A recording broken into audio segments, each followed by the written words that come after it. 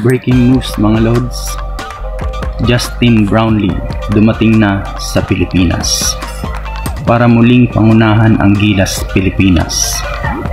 Matatandaan nga kamakailan lang nang inannounce na ng SBP ang eligibility ni Brownlee para makalaro sa first window ng FIBA Asia Cup qualifiers dahil nga na-cleared na rin siya ng FIBA.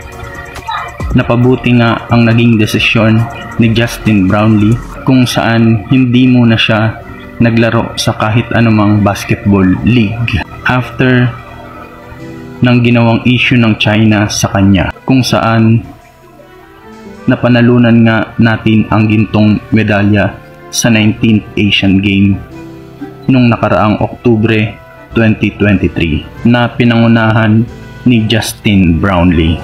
Ayon nga sa Executive Director ng SBP na si Miss Erica D, na napakalaking tulong ng pagsasakripisyo ng team ng Barangay Ginebra. Matapos nga patawan ng sanction si JB dahil sa anti-doping, dahil nga ngayong ongoing pa na Commissioner's Cup ay pwede pa daw sanang paglaruin na ng Barangay Ginebra si JB.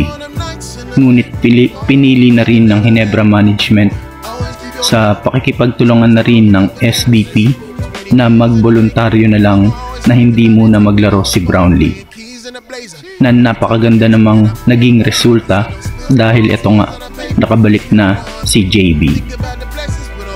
Simula nga ng ginawang issue ng China kay JB ay nanahimik muna si JB at Ginebra Management, at huling nasilayan natin si Brownlee sa post ni Joe Devans kasama si Brownlee sa ibang bansa. At ngayong araw nga ay dumating na si Brownlee sa Pilipinas kasama si Assistant Coach Richard Del Rosario. Gaya pa din ng dati, lagi lang nakasmile si JB, at ayon nga sa kanya ay excited na siya ulit makapaglaro sa ating Gilas Pilipinas. Pagdating nga ni JB sa Pilipinas ay pinuntahan niya agad ang SMC Sports Director na si Boss Al Francis Chua, at agad namang inannounce ni Boss Al na kasama na niya si Justin Brownlee sa kanilang picture taking.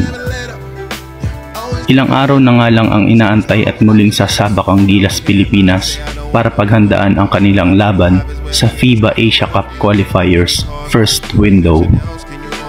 Makakasama nga ni Justin Brownlee sa Final 12 lineup ng Gilas Pilipinas ay sina Scottie Thompson, Jamie Malonzo, Junmar Fajardo, Chris Newsome, CJ Perez, Calvin Oftana, Kai Soto, Carl Tamayo, Dwight Ramos, AJ Edu at si Kevin Kiambao.